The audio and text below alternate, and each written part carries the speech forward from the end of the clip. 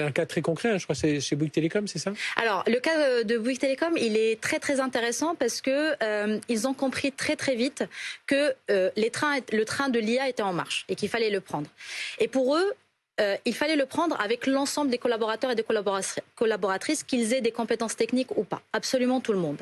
Et donc, c'est là où ils nous ont appelés chez Prismaï avec une mission. Nous souhaitons une solution qui nous garantisse, on en parlait tout à l'heure, une adoption massive de l'IA par l'ensemble de mes collaborateurs, mais dans une logique de self-AI. Je veux que mes collaborateurs et collaboratrices puissent créer des agents et les manager. Et avec une contrainte. Ils voulaient que ce soit chez eux, sur leur infrastructure, et avec la possibilité d'avoir une maîtrise sur finalement cette gouvernance décentralisée, puisqu'ils ouvraient à l'ensemble des collaborateurs. Ils voulaient du contrôle et de la maîtrise sur les usages, sur l'usage des données, etc.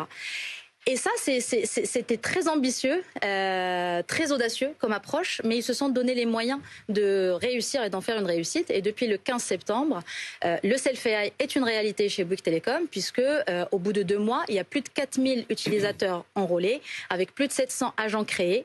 Et sur les 700 agents créés, il y en a 44 qui ont été validés et qui ont été scalés, oui, c'est-à-dire avant qu'ils soient, il faut qu'il y ait une validation, parce que sinon on ferait tous, on partirait tous dans tous les sens. Exactement. J'ai un agent qui fonctionne bien. Je suis satisfait de la manière dont il opère.